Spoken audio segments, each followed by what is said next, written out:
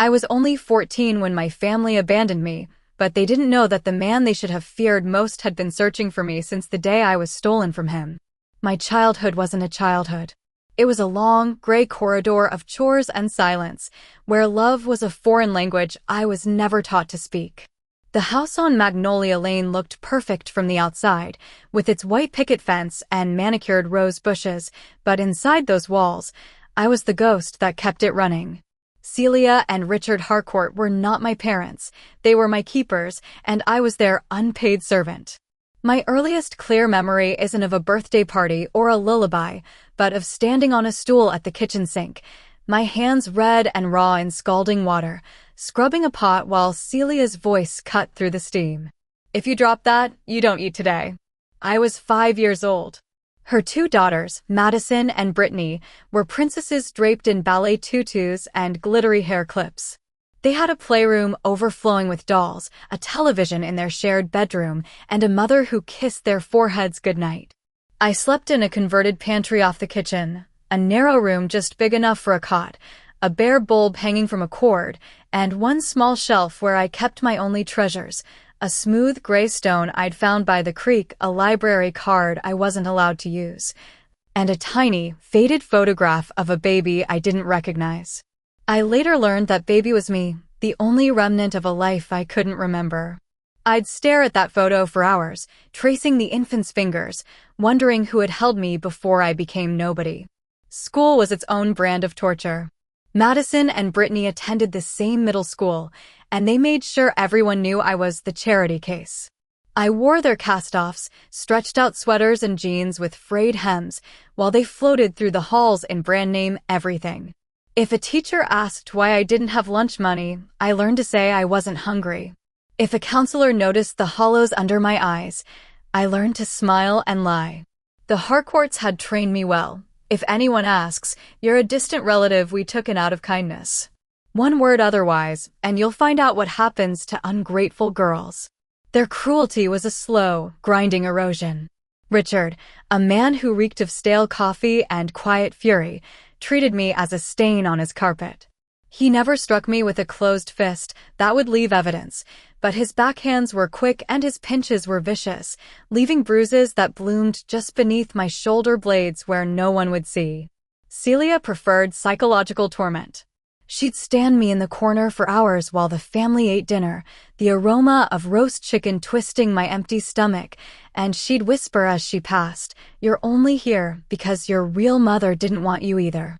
She ran away and left you with a stranger." Think about that. I did think about it. Every night, curled on that thin mattress, I replayed her words until they became a mantra of self-hatred. Unwanted. Unloved. A burden. I stopped crying myself to sleep around 12, not because I grew stronger, but because something inside me finally dried up. I became a hollow machine. Wake, scrub, serve, endure, repeat. My only respite was a sycamore tree at the very edge of the school property. During the 15 minutes of freedom called recess, I'd sit beneath it with a stolen piece of chalk or a stick, sketching imaginary families on the roots, mothers who smiled, fathers who lifted their children to the sky. I drew myself into those pictures, a smudge of a girl with longing too big for a trunk to hold. The world outside the house had no idea. Adults see what they want to see. The elderly lady 3 streets over, Mrs. Calloway, was the one soul who looked at me and saw a child, not a shadow. She caught me picking dandelions from her side yard one afternoon, intending to press them in a book, and instead of chasing me off, she invited me in for lemonade. Her kitchen smelled of cinnamon and old books. She asked about my art, and when I shyly showed her the tiny watercolor florals I'd learned to paint using supplies I'd scavenged from school art class discards, her eyes went soft. "You have a gift, little one."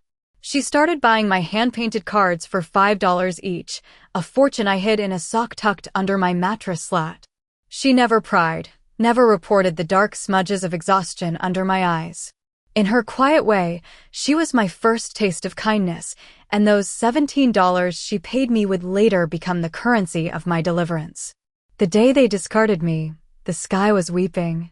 I remember the exact color of the clouds, a bruised, swollen purple-gray, because it matched the ache spreading through my chest. It was a Tuesday in March, damp and cold. I'd been up since 5, as always, making breakfast for the family, ironing Richard's shirt, packing lunches in brown paper bags. I wasn't allowed to eat until they finished, so my stomach was a tight, angry fist by the time I trudged to school. Something felt wrong that morning. Celia had watched me with a strange, brittle satisfaction, like a cat eyeing a trapped mouse. She didn't bark orders, she simply observed, and her silence was far more terrifying than her screams. I returned from school to find it. My life, reduced to a black trash bag on the front steps. The rain was already soaking through the plastic, darkening the lumpy silhouette of my 3 blouses, 1 pair of sneakers, and the small, broken music box I'd found at a garage sale. No note. Just the bag, sitting there like a piece of curbside refuse. I remember dropping my school books on the wet pavement, my heart hammering so hard I felt it in my teeth. I banged on the door with both fists, the hollow sound swallowed by the hiss of the rain. Celia opened it a crack, the chain still latched. Her face was a mask of smooth, cold porcelain. The smell of pot roast wafted from inside, making my starved stomach lurch. "What are you doing here? What is this?" My voice was a ragged thing, scraped from a throat already raw. "Why is my stuff out here?" Her eyes flicked to the bag as if it were an inconvenience. "We've done enough. The state checks stopped coming when you turned 14. You're not our responsibility. Don't come back." State checks. I hadn't known. All those years, I had a monetary value, and now that the payments ceased, so did my right to exist under their roof. The door clicked shut. The deadbolt slid into place with a sound like a bone snapping. Through the window beside the door, I saw movement. Madison stood on the stairs, her blonde hair perfectly curled, her lips curved in a small, satisfied smirk. She lifted her hand in a sarcastic little wave before the living room curtain fell back into place. She had known. They had all known, probably planned it over coffee and toast that morning, while I buttered their bread. I don't know how long I stood there. Long enough for the rain to plaster my thin sweater to my skin, for my toes to go numb inside my leaking shoes. A neighbor, a woman who always crossed the street to avoid me, cracked her door and threatened to call the police if I didn't move along. So I moved. I picked up that trash bag, hugging it to my chest like a wounded animal, and I walked. I walked past the sycamore tree without a glance, past the school that had been my prison and my escape, past the church where I'd once asked God why he made me and received only the echo of my own question. I walked all the way to the edge of town, where the Greyhound station stood like a weary traveler under the spray, and I collapsed onto a cold metal bench beneath the awning. The station was nearly empty, just a tired ticket agent behind glass, a vending machine humming, and the rhythmic drip of water from a leak in the ceiling. I dug into my sock for the crumpled bills, the $17 that felt like a king's ransom. My fingers were so cold I could barely unfold them. I bought a ticket for the next bus out, no matter where it went. The destination city was a smudge of ink on the paper. I didn't care. Anywhere was better than here.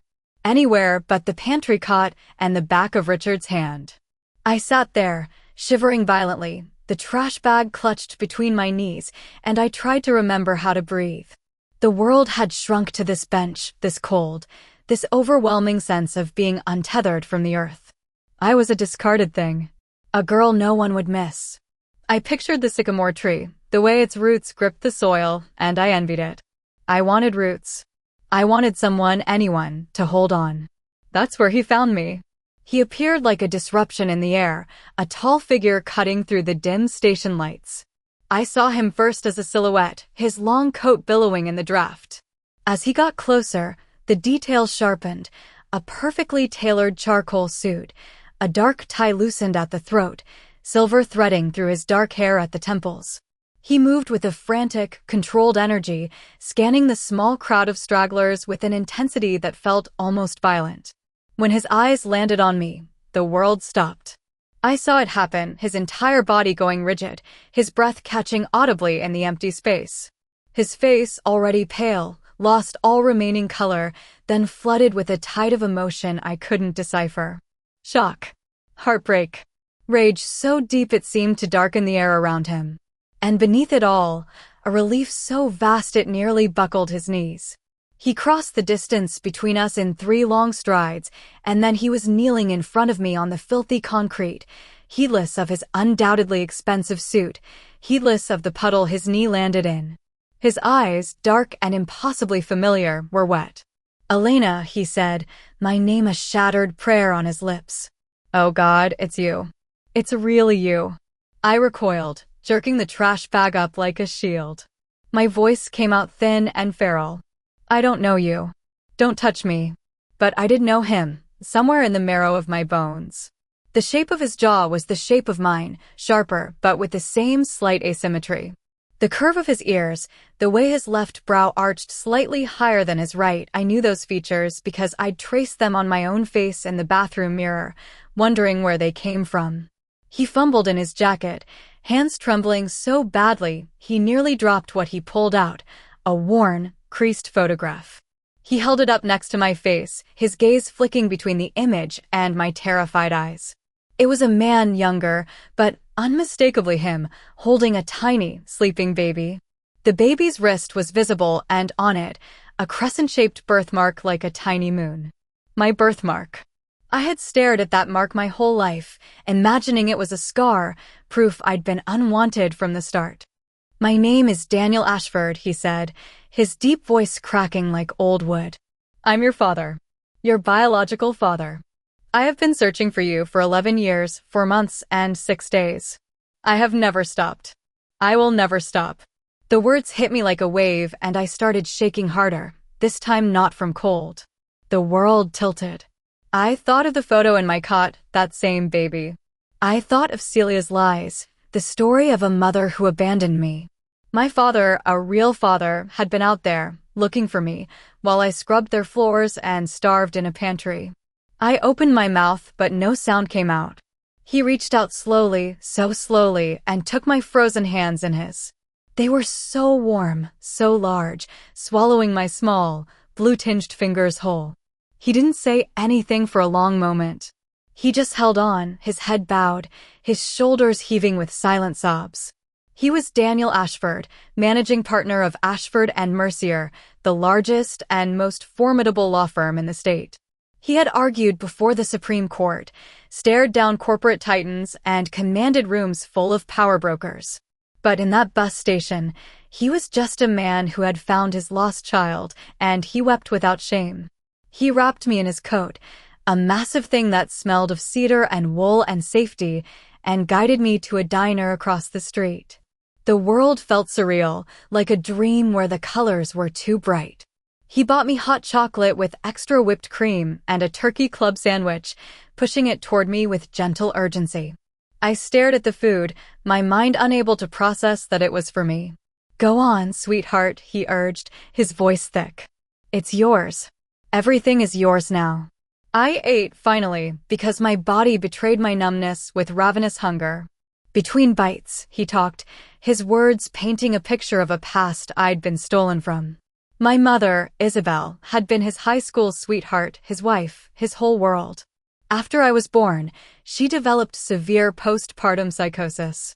She became paranoid, convinced people were trying to take me, that Daniel was a danger to us both. One afternoon while he was at work, she vanished, taking me with her.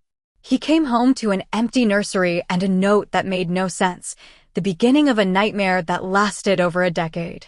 She'd changed our identities, moved constantly, and eventually, in a haze of deteriorating mental health, left me with a distant cousin named Celia, who saw only a free laborer and a monthly check.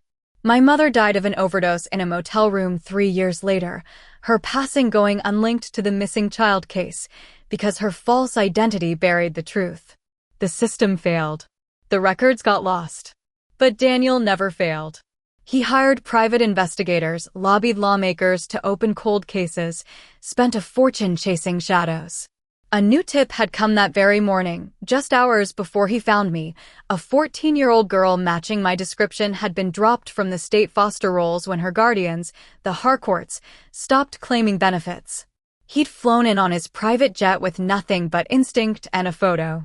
I have a whole life waiting for you, Elena, he said, and his voice broke on my name like it was the most beautiful sound he'd ever heard. Your room has been ready since the day you were born.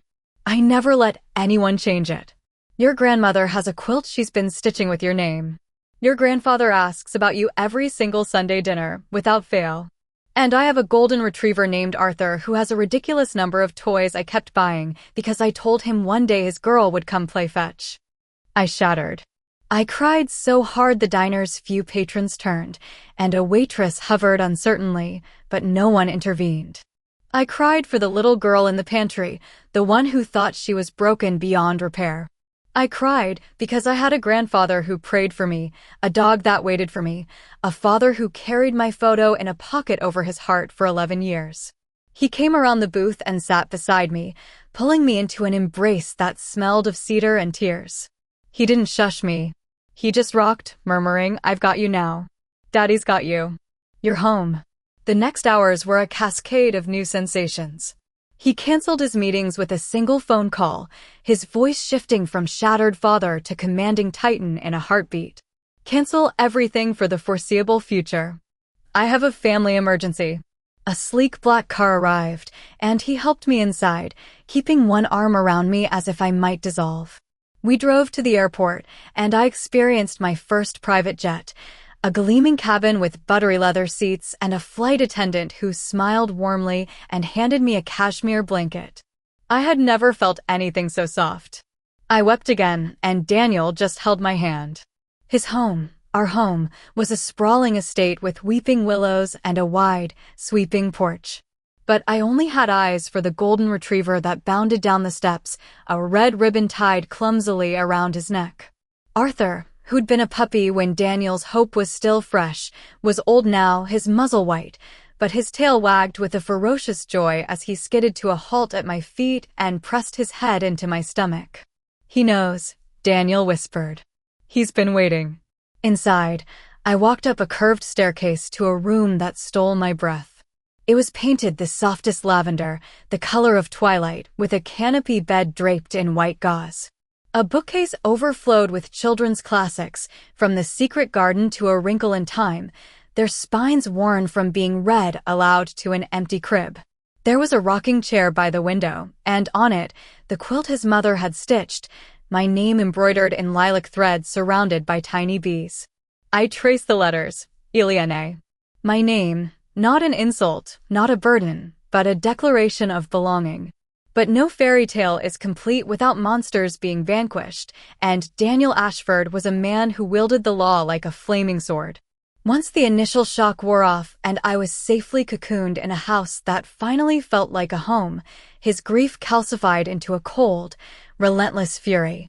He spent hours with me, gently extracting the details of my life with the Harcourts, his face growing harder with each revelation. The pantry, the starvation, the backhands, the psychological torture. When I described Celia's parting words, the state check stopped coming, something terrifying flickered in his eyes, a darkness that promised absolute annihilation. He didn't just hire his firm, he led the charge personally. The legal machine of Ashford and Mercier descended upon the Harcourts like a biblical plague. They were hit with a litany of charges: guardianship fraud, child endangerment, criminal neglect, embezzlement of state benefits, and a host of other crimes meticulously uncovered by teams of forensic accountants and investigators. Every sordid detail of their exploitation was dragged into the light. Their defense crumbled under the weight of my testimony, which I gave via closed-circuit video from the safety of my father's conference room, my hand gripping his the entire time. I described the pantry, the bruises, the smirk on Madison's face as I stood in the rain. The prosecutors, handpicked by my father, were relentless. Celia's composed veneer shattered in that courtroom. When she realized who I truly was, the lost daughter of Daniel Ashford, a man whose name made judges sit straighter and opponents tremble, her confidence evaporated. I watched from a private monitor as she was handcuffed, her scream of "we didn't know" echoing off the marble walls. Richard was tried too, his cowardice on full display as he tried to blame everything on his wife. Both were convicted and sentenced to significant prison time. The house on Magnolia Lane, that white-picketed prison of horrors, was seized and sold, the proceeds placed into a trust for my future. Madison and Brittany, their college funds drained by legal fees and restitution, lost their places at their elite private schools. Their names became synonymous with the scandal, their social circles evaporating overnight. The family that made me a servant learned, in the most brutal fashion, that the child they threw away was heiress to a legacy of power, and her father was not a man who forgave. But the true victory wasn't theirs to suffer, it was mine to live. Healing didn't happen overnight. I flinched at sudden movements for months. I hoarded food under my bed until Daniel gently discovered it, his eyes filling not with judgment, but with a sorrow so deep it broke another wall inside me. He didn't take the food away. He simply filled my room with a mini fridge and a basket of snacks, telling me, "You never have to be hungry again, but if it makes you feel safe to have extra, then you'll have extra." That night, I came to him in his study where he was reading case files, and I sat on the floor by his chair and leaned my head against his knee. He put aside his work instantly, his hand coming down to stroke my hair, and we stayed like that until the fire burned low. That was the moment I finally understood, not just intellectually, but in the deepest core of my being, that I was loved. He taught me to trust again, not with lectures, but with presence. He came to every therapy session, waiting in the lobby. He hung my watercolor paintings in his home office and in the main lobby of Ashford and Mercier, under proper gallery lighting, with little brass plaques that read, "By Elena Ashford." He took me to meet my grandparents, my grandmother crying into my hair, my grandfather shaking with emotion and promptly teaching me to play chess, declaring me a natural. Arthur the golden retriever slept on my bed every night, his heavy warmth anchoring me to a world where I finally had roots. Now, at 17, I walk into Ashford and Mercier hand in hand with my father, the soaring glass and steel lobby a second home. I'm a straight-A student, a litigator on the debate team, and I intend to study law at the same university my father did. I've inherited his voracious mind for justice, but more importantly, I've inherited his heart. When I'm not studying, I volunteer at a center for displaced youth, and I have a particular soft spot for the quiet ones, the ones who flinch at loud voices and don't know how to ask for help. I see my younger self in them, and I tell them my story, not to boast, but to promise them that being thrown away is not the end of their book. It was simply the end of a chapter. Sometimes I think of that rainy bus station, the cold bench, the trash bag at my feet. I remember the hollow certainty that I was utterly alone. And then I remember the silhouette appearing through the fog, the man who fell to his knees in his bespoke suit and cried my name like a prayer. They thought I was nothing. They didn't know that I was the missing piece of a lion's heart, and he would tear apart the world to bring me home. I was only 14 when my family abandoned me, but that was the day my real life, the one my father never stopped fighting for, finally began. Check my profile for the full story.